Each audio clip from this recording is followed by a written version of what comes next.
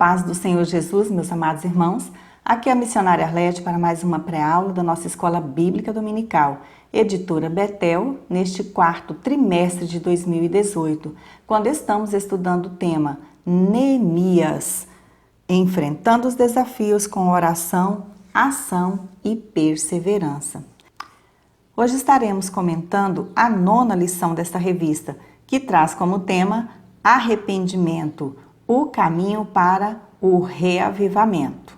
Mas antes de iniciarmos, como de costume, vamos buscar a direção do Espírito Santo de Deus.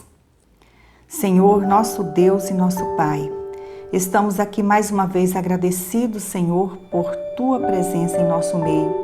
Agradecidos por mais este dia que Tu nos permite estudarmos a Tua Palavra e te pedimos a Tua bênção, a Tua direção para estes estudos. Nos ilumina, nos revela os Teus mistérios através da Tua Palavra. Em nome de Jesus. Amém. Quero aqui mais uma vez agradecer pela sua companhia e participação neste canal e peço que não se esqueça de deixar aqui o seu like e também o seu comentário sobre a lição. Lembre-se, quanto mais likes esse vídeo receber, mais o YouTube o divulgará e chegará a mais pessoas. Além da sua oração em nosso favor, esta é a melhor forma de nos ajudar a continuarmos com este trabalho.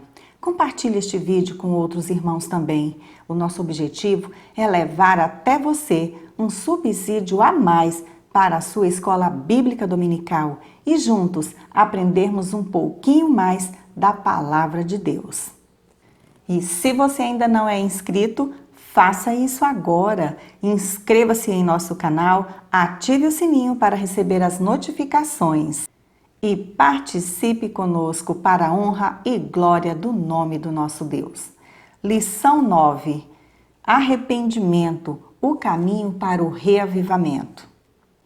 O texto áureo de hoje encontra-se no Salmo de número 37 e o versículo 27, e assim diz a palavra de Deus: Aparta-te do mal e faze o bem, e terás morada para sempre.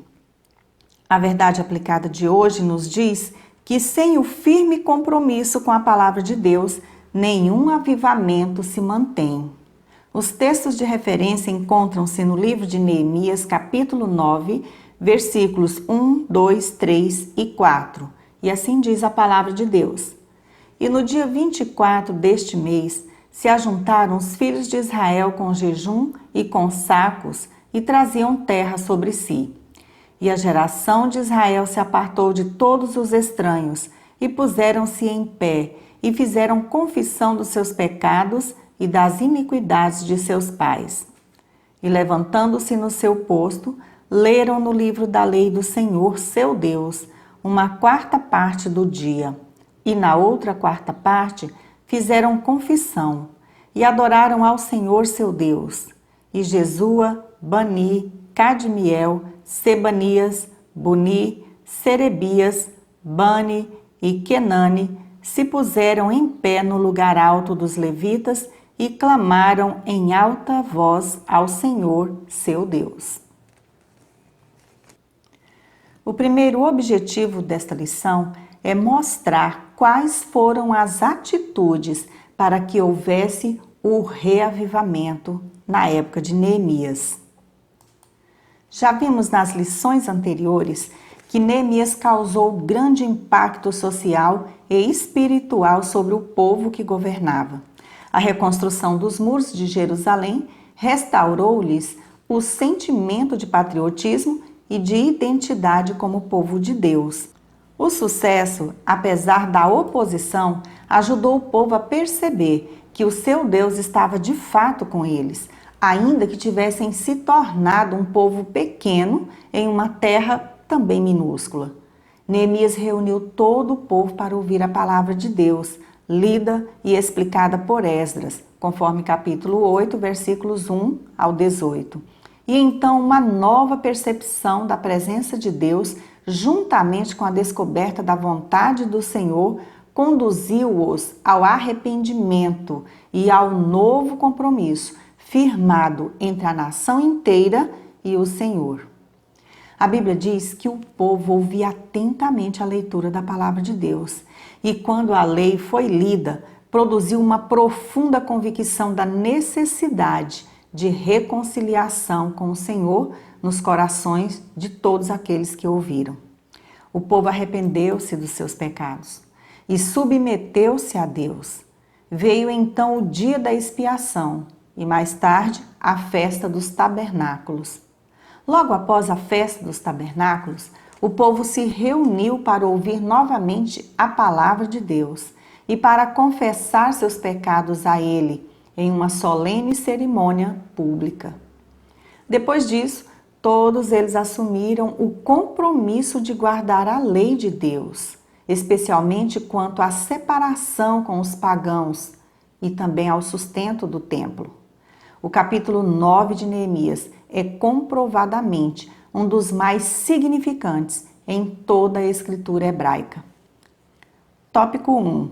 Atitudes para o reavivamento. Neemias participou do último dos 8 reavivamentos israelitas do Antigo Testamento. Esses reavivamentos ocorreram nos dias de Samuel, conforme 1 Samuel 7, 3 e 6, nos dias de Roboão, conforme 2 Crônicas 12, 5, 7, nos dias de Asa, conforme 2 Crônicas 14, 1 ao 6, nos dias de Joás e Joiada, conforme 2 Crônicas 23, 16 a 21, nos dias de Ezequias, conforme 2 Crônicas 29, 3 ao 14, nos dias de Josias, conforme 2 Crônicas, capítulo 34, versículos 3 ao 33, nos dias de Esdras, conforme Esdras, capítulo 10, versículos 1 ao 19, e nos dias de Neemias, conforme Neemias 8, 1 e Neemias 9, 3. Sempre que houver um verdadeiro avivamento na Igreja do Senhor Jesus, haverá em todos o desejo de permanecer na presença de Deus e com o povo de Deus. Isso se evidenciou nos dias de Neemias. Vimos que a adoração pública do povo tinha começado no primeiro dia do 7º mês, conforme o capítulo 8 e o versículo 2 deste livro. E mais de 3 semanas depois, o povo ainda estava envolvido nela e se ajuntaram em jejum, pano de saco e terra, que eram sinais tradicionais de contrição, tristeza e arrependimento, numa preparação para a confissão de seus pecados e das iniquidades de seus pais a Deus. A confissão dos pecados do próprio povo foi para perdão pessoal e também coletivo. Já a confissão dos pecados de seus pais foi para lembrar que os judeus não podiam continuar praticando as atitudes perversas do passado, em total desobediência a Deus. Ainda era vívido em suas mentes o sofrimento e a humilhação que eles passaram no cativeiro babilônico. E agora, depois de impactados pela palavra de Deus, buscavam o reavivamento espiritual, tão necessário para andar retamente na presença do Senhor. Para isso, os versículos 2 e 3 do capítulo 9 nos mostra a tomada de algumas atitudes importantes para aquele momento. Eles se apartaram de todos os estranhos, que era uma separação sagrada dos estrangeiros que adoravam outros deuses e cujas práticas idólatras poderiam trazer danos à adoração ao Senhor pelo seu povo. Isso nos fala hoje da necessidade de santificação na vida de cada cristão. Se puseram em pé, em atitude de reverência a Deus enquanto era feita a leitura dos textos sagrados. Fizeram a confissão de pecados e adoraram ao Senhor. Essas atitudes são fundamentais para o recebimento do verdadeiro avivamento espiritual em nossas vidas e em nossas igrejas. Subtópico 1.1. A importância do jejum, da oração e da leitura da palavra de Deus. O comentarista destaca neste subtópico que a partir do anúncio da palavra, o povo foi quebrantado e com jejum e oração reconheceu e arrependeu-se de seus pecados. Ainda hoje, a palavra de Deus, a oração e o jejum são recursos relevantes para nós, pois nos ajudam a termos disciplina e santidade na caminhada cristã. A palavra de Deus foi o elemento primordial para a união do povo nos dias de Neemias. Trata-se da unidade do Espírito, de que Paulo fala em Efésios 4:3. Esdras leu a palavra de Deus para grandes e pequenos, numa demonstração de que a oportunidade que Deus dava era para todos. Ele era um homem de oração, estudioso da lei e dedicado ao ensino. Deus sempre preservou alguns de seus servos tementes que se voltaram para a oração e o estudo da sua palavra.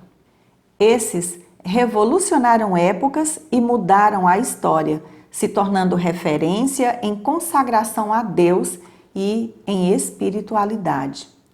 Isso se verifica na vida de Neemias, em sua história de como veio a Jerusalém para reconstruir os muros e como administrou com perseverança aquela grande obra. Me chama a atenção a reverência demonstrada pelo povo que permaneceram de pé e ouvindo atentamente a leitura da palavra de Deus durante um tempo bastante longo, coisa que está ficando escassa nos dias de hoje, onde muitos desprezam a importância e a eficácia da mesma. Para que experimentemos um verdadeiro avivamento espiritual, temos que sentir sede de Deus, da sua presença.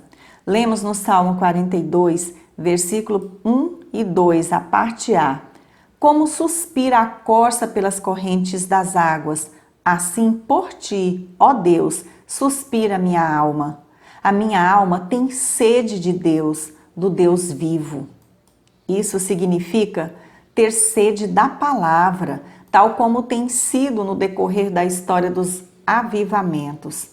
A oração também é de vital importância na vida do cristão, pois através dela revelamos ao Senhor a nossa dependência dele.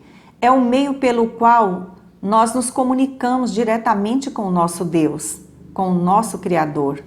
A oração é uma arma poderosíssima à nossa disposição, a Igreja do Senhor aqui na Terra, garantindo o êxito da caminhada cristã na obra de Deus, no processo de evangelização e até para influenciar governos e lideranças mundiais.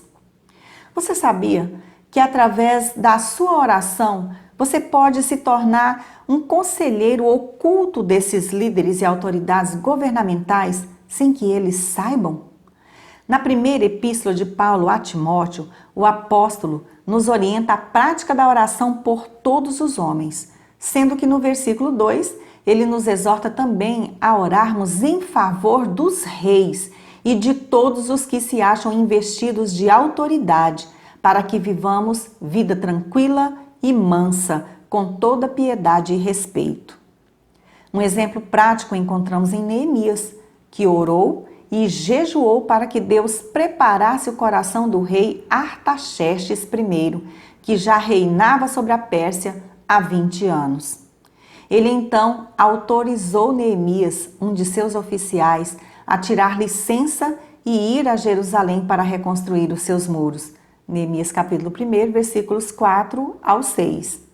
Ele prevaleceu dia e noite em oração durante a reconstrução dos muros de Jerusalém, sem baixar a guarda, e venceu todos os obstáculos daquela obra, todas as oposições. Outro exemplo maravilhoso foi Daniel, que orava regularmente em horas determinadas, mas passou 3 semanas prevalecendo em oração em uma época de necessidade especial. Daniel capítulo 10, o versículo de número 2. A oração de Daniel foi atendida, mas durante 21 dias suas respostas foram adiadas por poderes demoníacos, conforme Daniel 10, versículos 12 e 13. Se Daniel não tivesse jejuado e prevalecido lutando em oração durante 3 semanas inteiras, ou se tivesse parado de orar um dia antes da sua vitória, não teríamos o grande 10º capítulo de Daniel em nossas Bíblias. A oração é a chave que abre as portas do céu.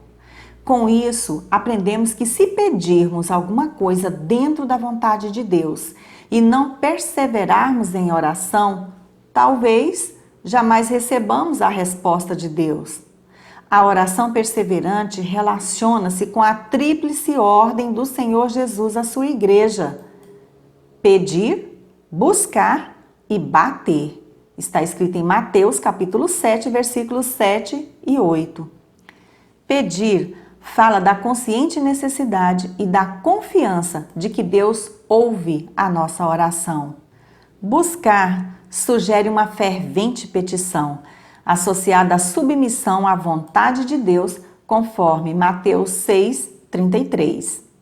Bater fala da perseverança em buscar a Deus quando Ele não responde imediatamente. Primeira carta aos Tessalonicenses, capítulo 5, versículo 17. O Senhor Jesus nos mostra em Mateus 6, 16 ao 18, que o verdadeiro propósito do jejum era a contrição e a comunhão com Deus, e não uma forma de aparentar piedade ou santidade diante do povo, como faziam os fariseus.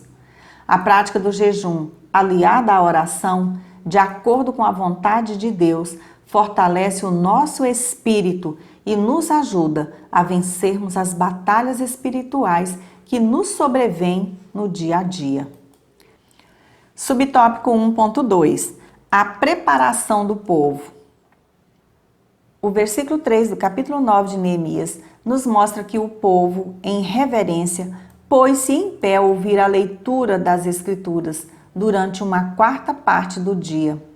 Aproximadamente foram gastas 3 horas na leitura pública dos textos sagrados e 3 horas na adoração coletiva. Sobre esse tempo que o povo passou em pé, ouvindo atentamente a leitura e a explanação da palavra de Deus, o pastor Adalberto Alves comenta nesta lição o contraste observado nas igrejas brasileiras, onde o povo, na maioria das vezes, não resiste a períodos de sequer 1 hora seguida ouvindo a ministração da palavra de Deus. Temos exemplos de muitos líderes evangélicos que têm permitido ocupar a maior parte do culto com várias apresentações musicais, coreografias e outras, deixando pouquíssimo tempo para a pregação da palavra de Deus. E o pior é que o povo vai se acostumando com isso e se enfraquecendo espiritualmente pelo fraco ensino da palavra de Deus. Naquele culto, em Jerusalém, o povo, movido pelo poder regenerador da palavra, fez uma grande confissão de pecados, dirigida pelos levitas. Quem confessa os seus pecados a Deus, reconhece que agiu de maneira errada, que desobedeceu e desagradou o Senhor e que merece o castigo. Deus perdoa quem confessa os seus pecados e deixa, porque essa pessoa mostra que quer mudar de vida. Também é importante pedir perdão às pessoas contra quem nós pecamos. Isso mostra o arrependimento e nos traz a reconciliação com Deus e com o nosso próximo. O Senhor Jesus, durante o seu ministério terreno, ensinou a importância do arrependimento. Mateus capítulo 4, versículo 17. Seu precursor, João Batista, também pregava a mensagem do arrependimento.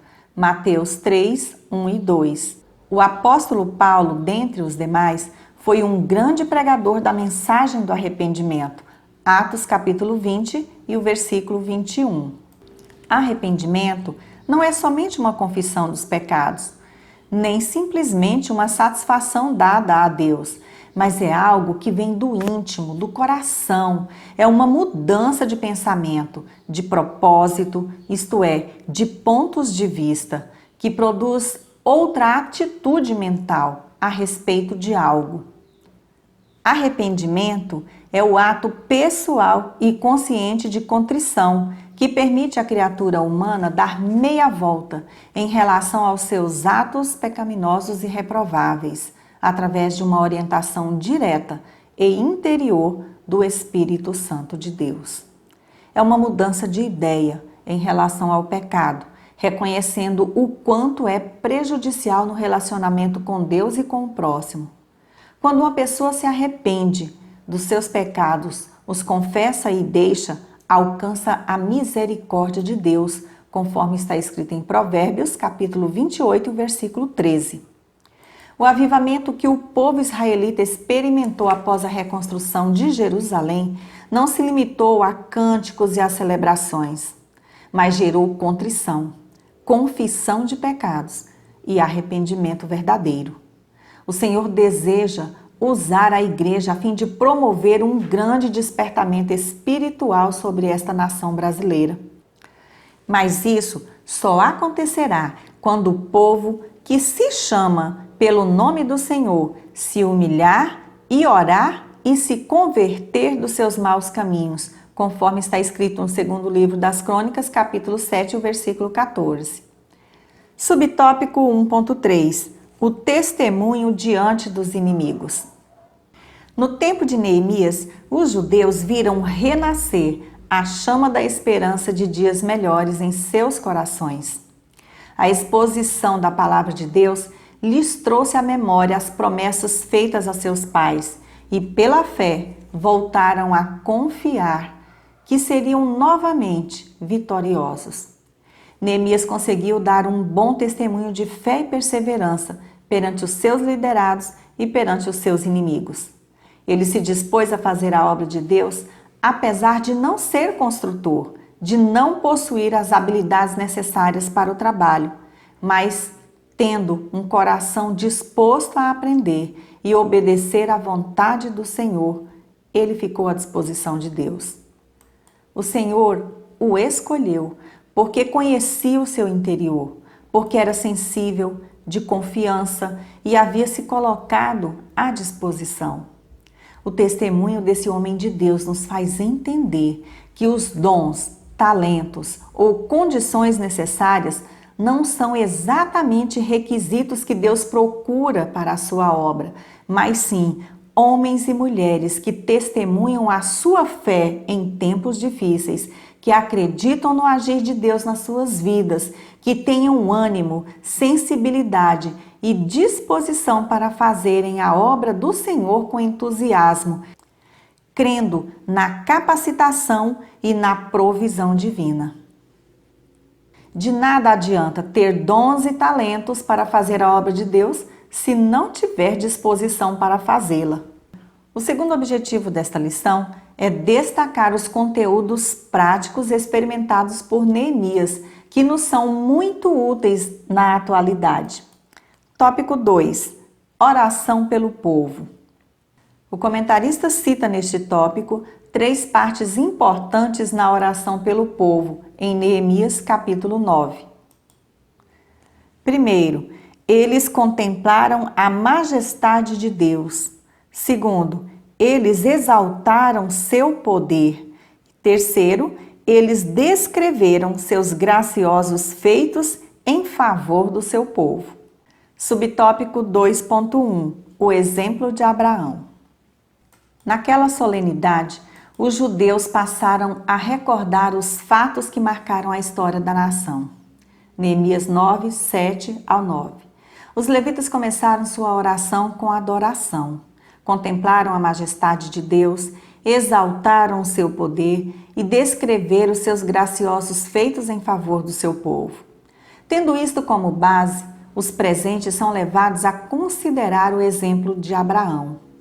O Senhor chamou a Abraão da terra dos caldeus e o conduziu à terra da promessa. Para confirmar sua palavra a Abraão, Deus fez com ele aliança perpétua.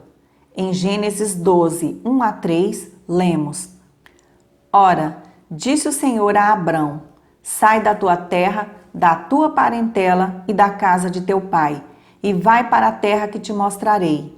E de ti farei uma grande nação, e te abençoarei, e te engrandecerei o nome. Sê tu uma bênção. Abençoarei os que te abençoarem, e amaldiçoarei os que te amaldiçoarem. Em ti serão benditas todas as famílias da terra. Esta aliança prometeu a Abraão e aos seus descendentes bênçãos pessoais, nacionais e universais através da vinda de Jesus Cristo, o Messias prometido. Com as promessas abençoadoras a Abraão e à sua posteridade, o Senhor exigiu também obediência e renúncia. O recebimento das bênçãos de Deus por Abraão estava condicionado à sua fidelidade e obediência aos comandos do Senhor. Abraão passou no teste. Ele creu e obedeceu. O mesmo não se pode dizer de Israel, que acabou sofrendo as punições por não andar nos caminhos do Senhor. Desde Abraão, passando pelo Êxodo e a peregrinação no deserto, o relato culmina com a posse da terra prometida, onde foram eles abençoados em todos os seus empreendimentos. Os levitas enfatizaram ainda os atos que envolveram a intervenção direta de Deus na vida de seus antepassados, conforme Neemias capítulo 9, versículo 10. Os seus pecados também são trazidos à tona. Por causa da desobediência do povo ao longo dos anos, era necessário e urgente o arrependimento nacional.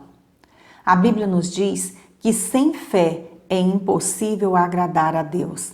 Muitos cristãos sabem de cor a definição de fé descrita em Hebreus capítulo 11, versículo 1. Mas quando chega a hora de demonstrar essa fé, encontram dificuldades. Ter fé em Deus envolve uma troca da nossa autoconfiança pela confiança em Deus.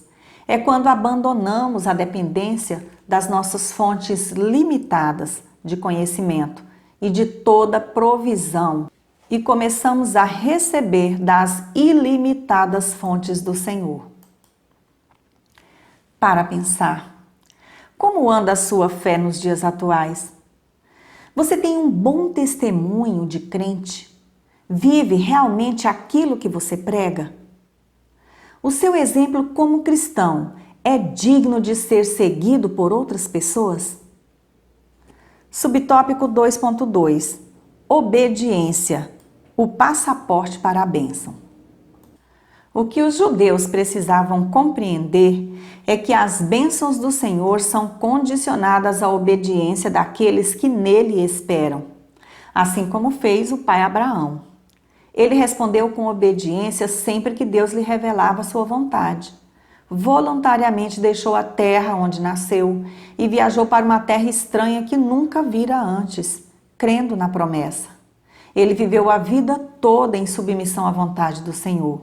Neemias 9:8. Seu exemplo oferece a base para estímulo dos habitantes de Jerusalém, que estavam plenamente cientes de que haviam sido chamados para serem servos de Deus. Levítico capítulo 25, versículo 55. No entanto, a realidade agora, nesse pós-cativeiro, era que os judeus continuavam ainda sendo servos dos governantes estrangeiros. O produto da terra não lhes pertencia, era destinado aos reis. Os israelitas eram tributados pela Pérsia no produto da terra, que Deus mesmo havia lhes concedido. Eles estavam plenamente cientes de sua subserviência aos persas. Neemias 9, versículos 36 ao 38. Só agora eles sentiam o peso de terem se afastado de Deus por tanto tempo e terem perdido todas as bênçãos maravilhosas decorrentes da obediência à palavra de Deus, que Moisés lhes havia comunicado em Deuteronômio capítulo 28. Eles ainda colhiam as maldições que advêm como fruto da desobediência e falta de temor a Deus. A obediência continua sendo o passaporte para a bênção de Deus em nossas vidas, ainda hoje.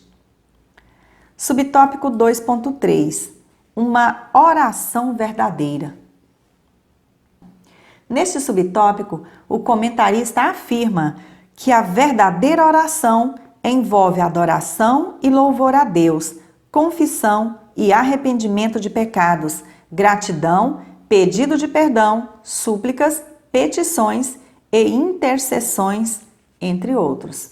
Em Mateus capítulo 6, versículos 9 a 13, o Senhor Jesus nos dá um modelo de oração, mas muitas pessoas reduzem essa oração a uma recitação vazia, justamente o que o Senhor disse para não fazermos, Mateus 6, 7.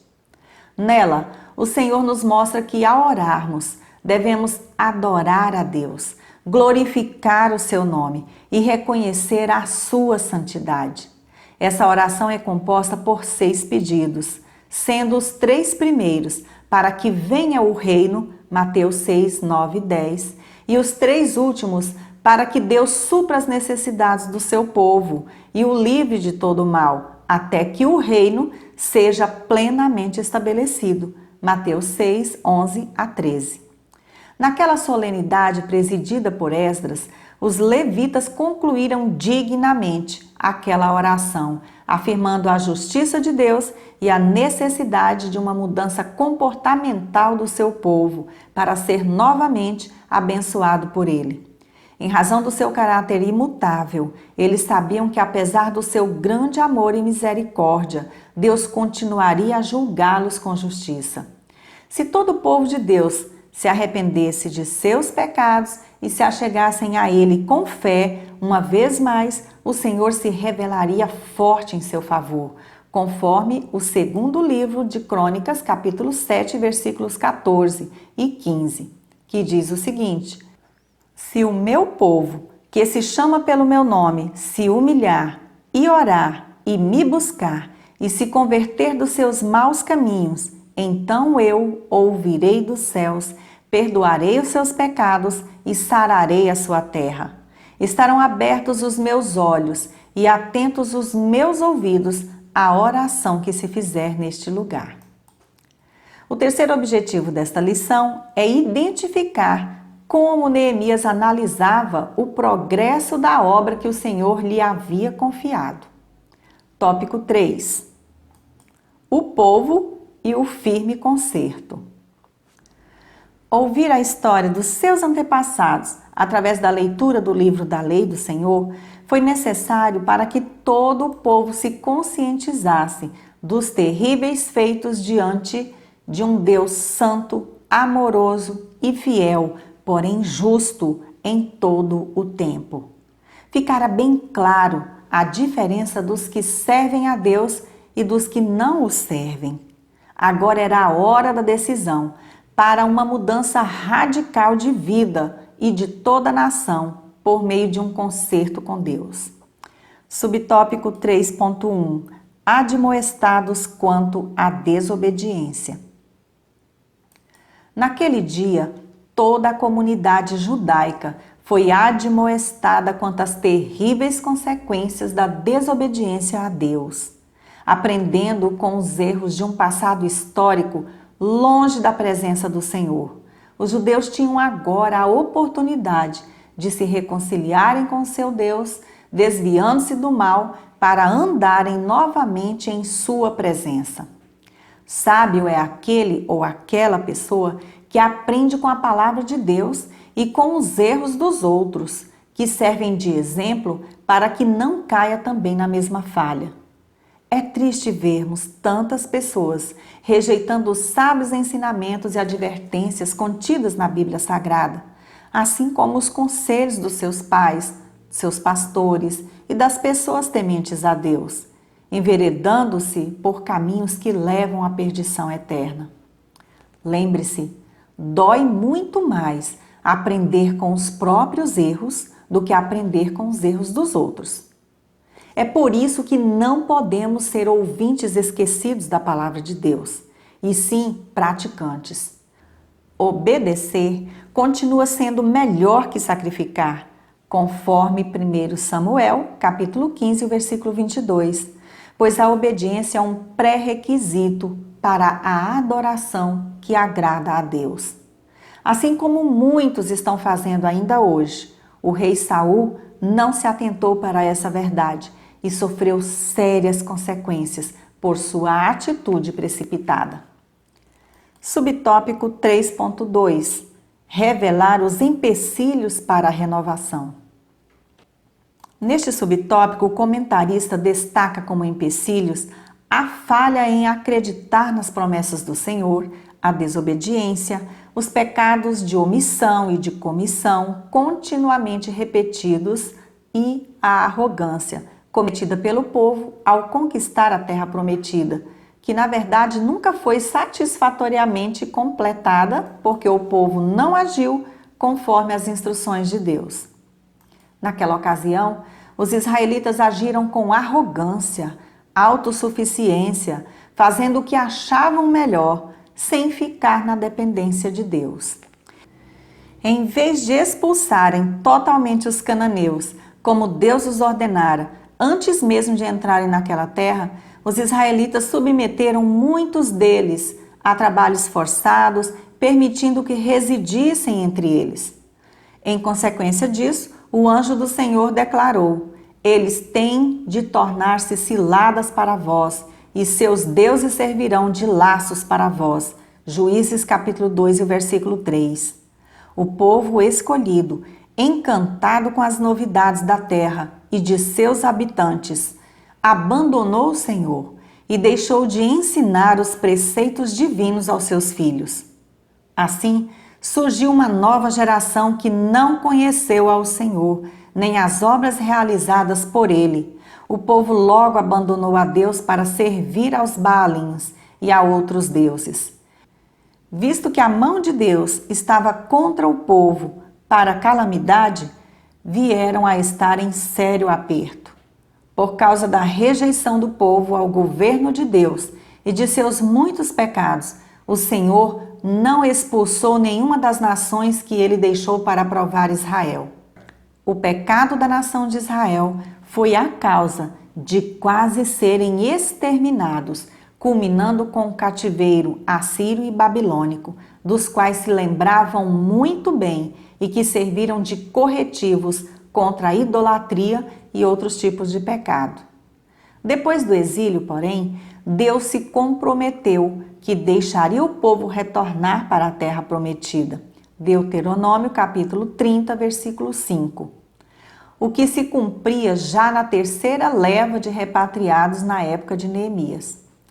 Em 2 Timóteo 3, 1 a 5, o apóstolo Paulo nos alerta sobre a necessidade de manejar bem a palavra de Deus, para sabermos lidar com a decadência moral e espiritual das pessoas nestes últimos dias, onde predomina o egocentrismo, irreverência a Deus e a sua palavra, o orgulho e a perda de valores éticos e morais de forma geral.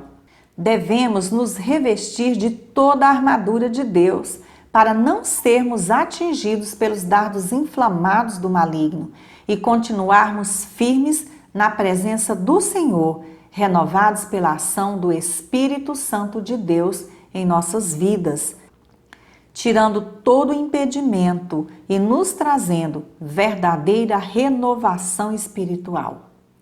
Subtópico 3.3: Aplicar aos nossos dias. Essas lições preciosas que aprendemos hoje no livro de Neemias devem ser colocadas em prática na nossa vida cristã, para que nos traga benefícios espirituais e físicos. Primeira carta aos Coríntios, capítulo 10, versículos 6 e 11. Deus continua o mesmo, não muda e nem falha, e espera que cada um de nós aprendamos com a exposição da sua palavra. Para concluir, a oração dos levitas mostra esperança para o futuro. Nossos pedidos também devem ser embasados no caráter imutável de Deus. Como seus servos, devemos perseverar em oração, chegando com confiança ao trono da graça, conforme Hebreus 4, 14 ao 16. Ele é grande e poderoso, terrível e imenso em poder. Neemias 9, 32.